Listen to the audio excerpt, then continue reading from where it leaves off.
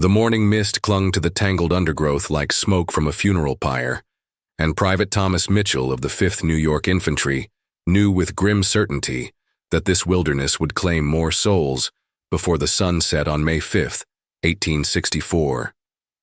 The dense thickets of scrub oak and pine stretched endlessly in every direction, creating a labyrinth where armies could pass within yards of each other and never know it until the muzzle flashes lit up the gloom.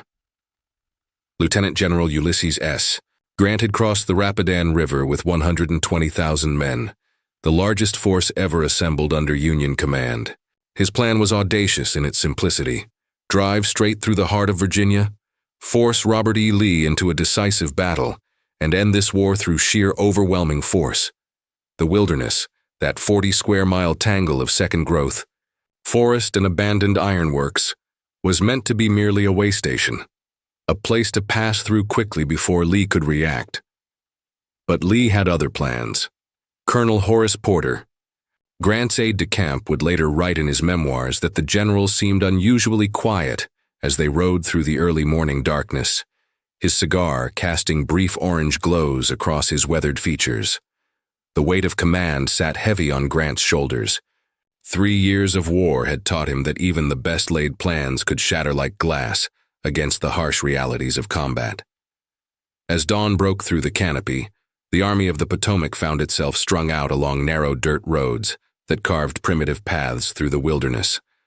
The 2nd Corps under Major General Winfield Scott Hancock held the left flank along the Catharpin Road, while the 5th Corps, commanded by Major General Gouverneur K. Warren, advanced along the Orange Turnpike. Between them stretched miles of impenetrable forest where visibility rarely exceeded 20 yards. The first shots rang out shortly after noon, a scattered volley that echoed strangely through the trees before being swallowed by the dense foliage. Brigadier General Charles Griffin's division of Warren's 5th Corps had stumbled upon Confederate skirmishers along the turnpike, and what began as a minor engagement quickly escalated as both sides fed more troops into the developing battle. Private. Mitchell pressed himself against the rough bark of an oak tree as Confederate bullets whined overhead, their passage marked by the distinctive crack of Minié balls splitting the air.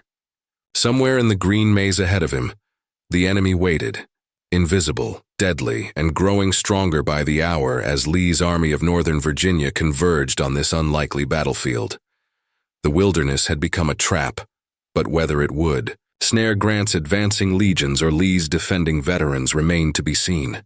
What was certain was that the forest itself had become a third combatant, as dangerous as any human enemy, ready to consume both blue and gray with equal hunger. As the afternoon wore on and the battle intensified, one thing became abundantly clear. Grant's drive to end the war quickly had met its first and most terrible test in the green hell of the Virginia wilderness. Confederate General Robert Edward Lee stood beside his horse traveler, studying the crude map spread across a makeshift table of stacked ammunition crates. The morning of May 5th had brought him the opportunity he had been waiting for since Grant's appointment as General-in-Chief, the chance to catch the Union juggernaut off balance and deliver a crippling blow that might yet turn the tide of this seemingly endless war. Lee's Army of Northern Virginia numbered barely 60,000 men, half the size of Grant's massive force, but the Confederate commander possessed advantages that numbers alone could not overcome. He knew this ground intimately, had fought here before at Chancellorsville just 1 year earlier, and understood how the wilderness could neutralize Grant's numerical superiority by preventing the deployment of massed formations. Lieutenant General Richard S. Ewell's 2nd Corps had made contact with Warren's 5th Corps along the Orange Turnpike, while Lieutenant General Ambrose Powell Hill's 3rd Corps was approaching along the Orange Plank Road to the south.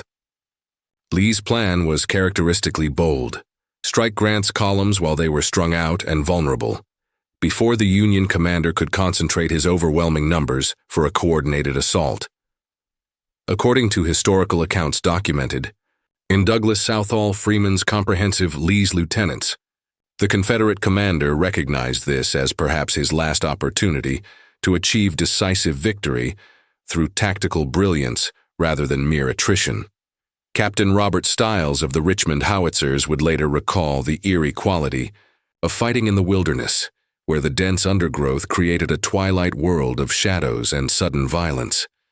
Artillery, the great killer of Civil War battlefields, proved largely useless in terrain where gun crews could barely see their targets 20 yards away. This would be an infantryman's battle, fought at close range with rifle and bayonet. Ewell's veterans, hardened by 3 years of war, advanced through the tangled growth with the fluid movements of men who had learned to fight as individuals while maintaining unit cohesion. The Second Corps had been Stonewall Jackson's command before that legendary general's death at Chancellorsville, and his aggressive spirit still animated these weathered soldiers as they pressed forward against Warren's surprised Federals. The fighting along the turnpike quickly devolved into a series of disconnected firefights as regiments and companies found themselves isolated in the green labyrinth. The normal order of battle, neat lines advancing in formation under officers' commands, became impossible to maintain when visibility was measured in yards rather than miles. Soldiers fired at muzzle flashes and shadows, never certain whether their targets were friend or foe. Major General John Sedgwick's 6th Corps, positioned on Warren's right flank, attempted to extend the Union line northward, but found themselves entangled in thickets so dense that entire regiments became lost. Within sight of their starting positions, the forest seemed to swallow men whole, muffling their cries for help, and disorienting even veteran soldiers who had marched across half the continent. By mid-afternoon, Lee realized that Ewell's attack alone would not be sufficient to achieve the decisive victory he sought. Hill's 3rd Corps was still approaching along the Plank Road, but time was working against the Confederates as Grant's superior numbers began to tell. Every hour that passed allowed more Union reinforcements to arrive and organize. Lee made the fateful decision that would define the next 2 days of battle. He would commit everything to this desperate gamble in the wilderness, knowing that failure might well mean the end of the Confederacy's hopes for independence. The Orange Plank Road cut through the heart of the wilderness like a scar, its narrow width barely accommodating 2 wagons abreast, yet by early afternoon of May 5th, it had become the focal point of a battle that would determine the fate of 2 nations. Major General Winfield Scott Hancock's 2nd Corps, veterans of Gettysburg and Antietam, advanced eastward along this primitive highway, unaware that Lieutenant General Ambrose Powell Hill's Confederate 3rd Corps was racing toward them from the opposite direction. Hancock, known throughout the Army of the Potomac as Hancock the Superb for his battlefield prowess, commanded perhaps the finest fighting force in the Union Army. His 4 divisions included some of the most experienced regiments in Federal service, men who had proven their mettle on every major battlefield from Bull Run to Gettysburg. As they tramped through the morning shadows, these soldiers carried with them not just their rifles and equipment, but the accumulated weight of 3 years' worth of hard-won experience. The collision came without warning. Colonel John Brooks' brigade of Brigadier General John Gibbon's division was advancing in column along the road when Confederate skirmishers opened fire from the dense thickets on either side. Within minutes, the narrow roadway became a killing ground as Hill's leading elements, Brigadier General Henry Heth's division, deployed with desperate speed to meet the unexpected threat. Hill's 3rd Corps had been marching hard since before dawn, covering nearly 20 miles through difficult terrain to reach this critical junction. These were some of Lee's most dependable soldiers, including the famous Light Division that had once been commanded by Hill himself when he served as a brigadier. Now, as Corps commander, Hill faced the challenge of deploying his exhausted men against Hancock's fresh troops in terrain that favored neither side. The fighting along the Plank Road quickly assumed a character unlike anything seen in previous battles. The dense undergrowth made traditional linear tactics impossible. Instead, the engagement fragmented into hundreds of individual firefights as squads and companies maneuvered through the tangled forest. Officers lost control of their commands within minutes, and soldiers found themselves fighting alongside men from different regiments, different brigades, sometimes even different corps. Brigadier General Alexander Hayes, commanding a brigade in Brigadier General David Birney's division, attempted to outflank the Confederate position by moving through the woods north of the road. His New York and Pennsylvania regiments became hopelessly entangled in the undergrowth, their neat formations dissolving into struggling knots of men, trying to maintain direction in the green maze. Hayes himself, a West Point classmate of both Grant and Lee, would be killed leading his men through this trackless wilderness. The sound of battle in the wilderness possessed a unique and terrifying quality. Without open ground to dissipate the noise, every gunshot seemed amplified, echoing off the trees before being absorbed by the thick foliage. Soldiers reported that they could hear the enemy moving just yards away but could see nothing through the dense screen of vegetation. Commands were shouted from tree to tree, often ignored or misunderstood in the confusion. As the afternoon progressed, both sides fed more troops into the developing maelstrom. Hill's remaining divisions, those of Major General Cadmus Wilcox and Major General William Mahone, arrived and deployed piecemeal as the tactical situation demanded. Hancock, meanwhile, brought up his reserve brigades, determined to break through Hill's thin line and drive the Confederates back toward their camps around Orange Courthouse. By late afternoon, the plank road had become impassable, choked with wounded men, abandoned equipment, and the debris of battle. The fighting showed no signs of abating as darkness approached. As evening approached on May 5, 1864, Lieutenant General Ulysses S. Grant found himself facing the first serious test of his new command. The Battle of the Wilderness had not unfolded according to his carefully laid plans. Instead of a quick passage through the tangled forest, his Army of the Potomac was locked in a desperate struggle with Lee's Army of Northern Virginia, in terrain that negated every advantage Grant had hoped to exploit. Grant established his headquarters near the intersection of the Germanna Plank Road and the Orange Turnpike, a modest clearing barely large enough to accommodate his staff and their horses. Unlike his predecessors who had commanded the Army of the Potomac from positions well behind the lines, Grant positioned himself close enough to the fighting to hear the rattle of musketry and the shouts of officers rallying their men. This proximity to danger was deliberate. Grant believed that a commanding general must see the battle firsthand to make informed decisions. Colonel Horace Porter observed his chief with growing admiration as reports of setbacks and casualties streamed in from the various corps commanders. Grant's outward calm never wavered, even when word arrived that Warren's 5th Corps had been roughly handled by Ewell's surprise attack along the turnpike, or that Hancock's 2nd Corps was engaged in a desperate firefight with Hill's Confederates along the plank road. The general sat on a camp stool, whittling a stick with his pocket knife, his ever-present cigar clamped between his teeth. The tactical situation was becoming increasingly complex and dangerous. Grant's original plan had called for a rapid advance through the wilderness to more favorable ground near Spotsylvania Courthouse, where his superior numbers and artillery could be brought to bear effectively. Instead, he found his army strung out along narrow roads, fighting piecemeal battles against an enemy that seemed to materialize from the forest itself. Major General George Gordon Meade, the nominal commander of the Army of the Potomac serving under Grant's overall direction, urged caution. Meade had fought Lee before and understood the Confederate commander's capacity for tactical surprise. The wilderness, Meade argued, was exactly the kind of terrain where Lee's smaller army could achieve local superiority through rapid maneuver and superior knowledge of the ground. Grant listened to these concerns but remained committed to his overall strategy. This war, he believed, could only be won through relentless pressure that prevented Lee from recovering between battles. Every day that passed allowed the Confederacy to grow weaker as its resources dwindled and its manpower was depleted. Grant's mission was not to win individual battles through tactical brilliance, but to end the war through sustained strategic pressure.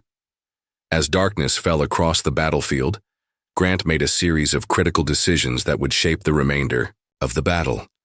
Rather than withdrawing to more favorable ground, he ordered his corps commanders to maintain their positions and prepare for renewed fighting at dawn. Hancock's 2nd Corps would continue its pressure along the plank road, while Warren's 5th Corps held its ground on the turnpike. Sedgwick's 6th Corps would extend the Union right flank, and Burnside's 9th Corps, still approaching from the north, would strike at the gap between Lee's 2nd and 3rd Corps. The night brought little rest for either army. In the darkness, wounded men called for help while stretcher-bearers groped through the undergrowth, guided only by the sound of suffering. Ammunition was redistributed, stragglers were rounded up, and officers tried to restore some semblance of organization to units that had been scattered by the day's fighting. Grant spent the night planning for the morrow, his headquarters lit by flickering candles as staff officers compiled reports and updated maps. The Battle of the Wilderness was far from over. The pre-dawn hours of May 6th brought no respite to the exhausted armies locked in combat within the Virginia wilderness. A thick ground fog had settled among the trees, reducing visibility to mere yards, and creating an atmosphere of ghostly unreality. The acrid smell of gunpowder mixed with the sweet scent of spring flowers blooming in hidden clearings, a jarring contrast that would haunt veterans for years to come. Major General Winfield Scott Hancock had spent the night reorganizing his 2nd Corps for a massive assault along the Orange Plank Road. His divisions, though bloodied by the previous day's fighting, remained the most powerful striking force in the Army of the Potomac. At precisely 5 o'clock in the morning, Hancock unleashed 20,000 men in a coordinated attack designed to shatter Hill's weakened 3rd Corps and drive straight through to Lee's headquarters. The assault initially achieved stunning success. Hill's exhausted Confederates, who had been fighting desperately since the previous afternoon, began to crumble under the weight of Hancock's overwhelming numbers. Entire regiments broke and fled toward the rear, their officers unable to maintain order in the face of such massive pressure. For a brief, shining moment, it appeared that Grant's strategy might achieve the decisive breakthrough that had eluded Union commanders for 3 long years. Brigadier General Henry Heth's division, which had borne the brunt of the fighting along the Plank Road, disintegrated as Hancock's veterans surged forward through the morning mist. Confederate artillery pieces were abandoned as their crews fled, and the road itself, Lee's primary line of communication with his scattered forces, lay open to Federal occupation. From his position near the Widow Tapp farm, Lee himself could see the disaster unfolding and realize that his army faced potential annihilation. At this critical moment, Lee made one of the most dramatic decisions of his military career. Seeing Hill's men streaming past in disorder, the Confederate commander spurred Traveler forward and attempted to personally lead a countercharge. His soldiers, recognizing their beloved general, shouted, "Lee to the rear," and physically blocked his path, refusing to advance until their commander withdrew to a safer position. This incident, witnessed by hundreds of men, would become one of the most famous episodes of the entire war. Contemporary accounts, including those preserved in the Southern Historical Society papers, describe this moment as pivotal not just tactically, but spiritually for the Army of Northern Virginia. Just as Hancock's breakthrough seemed complete, the sound of marching feet could be heard approaching from the west. Lieutenant General James Longstreet's 1st Corps, Lee's most reliable combat formation, had arrived on the battlefield after an exhausting night march from their positions near Gordonsville. These were the soldiers who had fought at Gettysburg, Chickamauga, and countless other battles, veterans whose arrival could turn the tide of any engagement. Longstreet deployed his men with characteristic efficiency, feeding fresh brigades into the battle just as Hill's broken regiments were streaming toward the rear. The fighting along the Plank Road resumed with renewed fury, as Longstreet's assault troops clashed with Hancock's advancing Federals in the thick undergrowth. The forest itself seemed to convulse with the violence of the collision, as two of the war's finest fighting forces met in desperate combat. The arrival of Longstreet's Corps marked the beginning of one of the most savage periods of fighting in American military history. Unlike the open field battles that had characterized previous engagements, the wilderness fighting was intensely personal, often conducted at ranges of just a few yards. Soldiers bayoneted enemies they could barely see through the smoke and foliage, while officers shouted commands that were lost in the thunderous din of battle. As the morning progressed, it became clear that this 2nd day would be even more terrible than the first. The afternoon of May 6th brought a new horror to the Battle of the Wilderness, as the dense undergrowth, dried by an unusually warm spring, began to catch fire from the muzzle flashes of thousands of rifles. What had started as isolated wisps of smoke quickly spread into a raging inferno that transformed the battlefield into a scene from Dante's vision of hell itself. Private Samuel Wilkson of the 143rd Pennsylvania Infantry would later write to his family that the sound of wounded men screaming as the flames approached was more terrible than all the artillery barrages he had endured at Gettysburg. Soldiers from both armies abandoned their positions to rescue comrades trapped by their wounds, temporarily forgetting that they were supposed to be killing each other as they fought together against their common enemy, the fire. Lieutenant General James Longstreet had been masterfully orchestrating a flanking movement designed to roll up Hancock's exposed left flank when disaster struck his own command. While conducting a personal reconnaissance along an abandoned railroad cut south of the Orange Plank Road, Longstreet was accidentally shot by his own men in a tragic repetition of the incident that had claimed Stonewall Jackson's life almost. Exactly 1 year earlier in this same forest, the wounding of Longstreet threw the Confederate First Corps into temporary confusion just as their attack was achieving significant success. Brigadier General Micah Jenkins, who had been riding beside Longstreet, was killed instantly by the same volley that felled the Corps commander.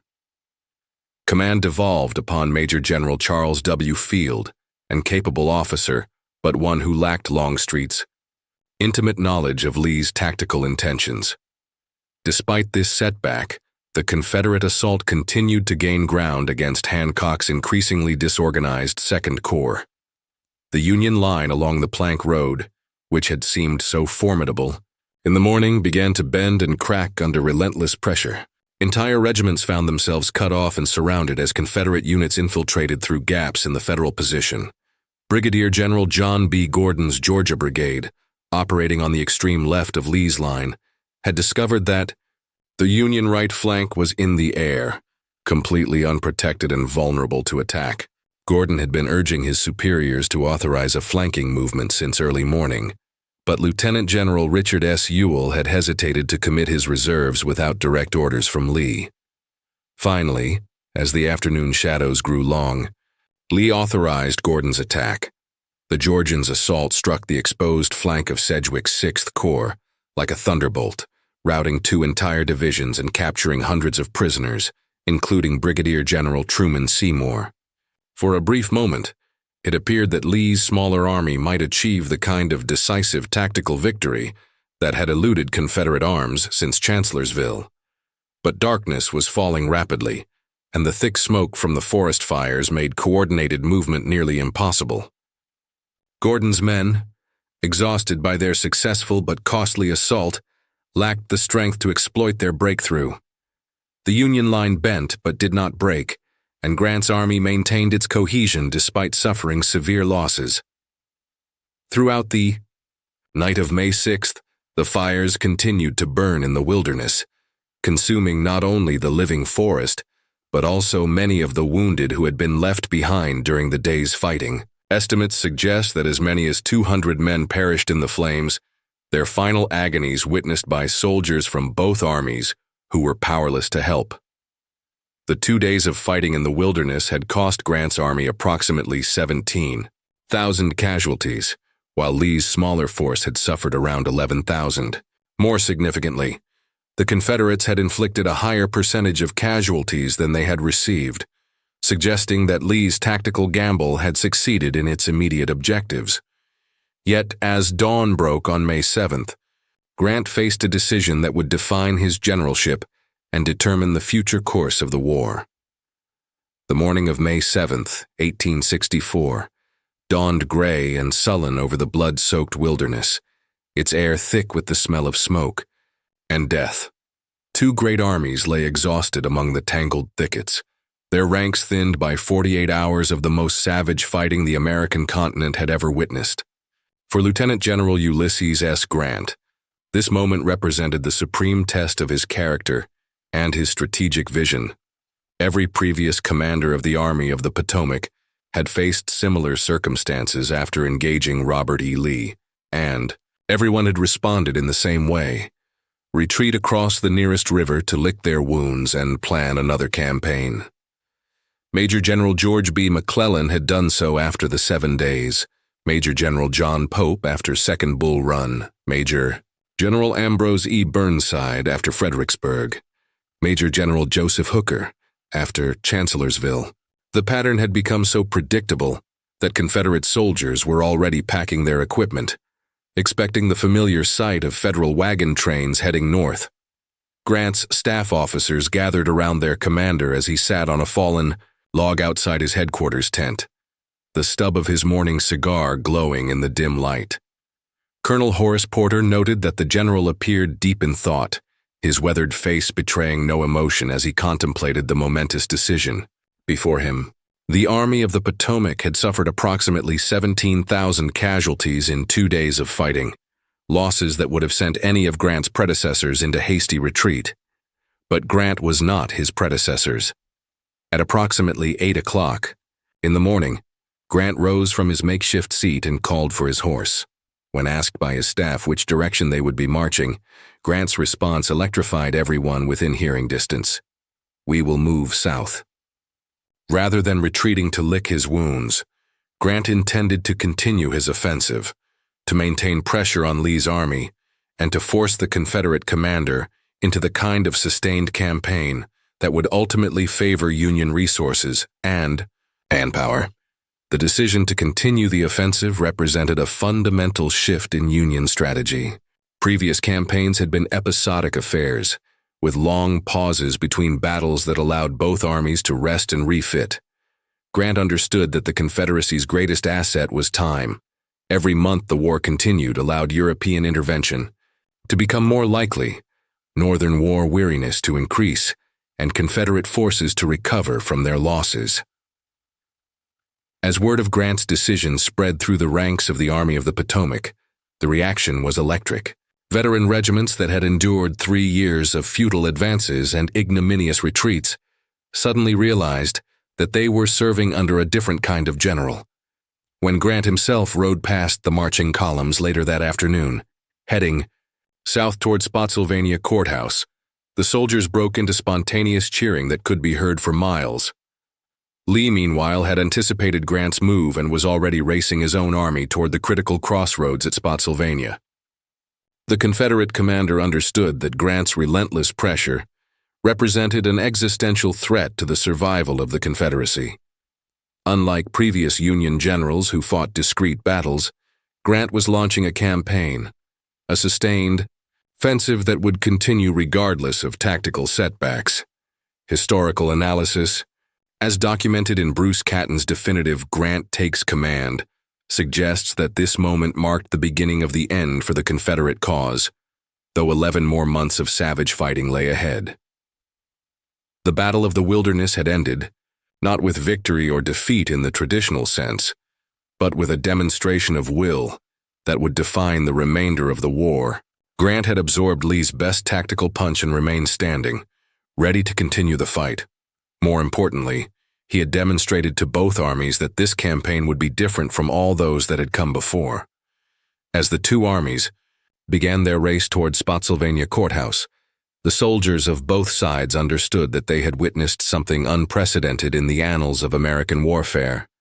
The Wilderness had been transformed from a battlefield into a turning point, marking the moment when the Union's superior resources began their inexorable grind toward final victory. The savage fighting in the Virginia wilderness would continue to haunt the participants for the rest of their lives, but it had achieved Grant's ultimate objective. It had begun the final campaign that would end the Civil War. In refusing to retreat after the bloodiest 2 days of fighting in American history, Grant had changed the fundamental character of the conflict and set in motion the events that would culminate at Appomattox Courthouse 11 months later. The Battle of the Wilderness was over, but Grant's Overland campaign had only just begun.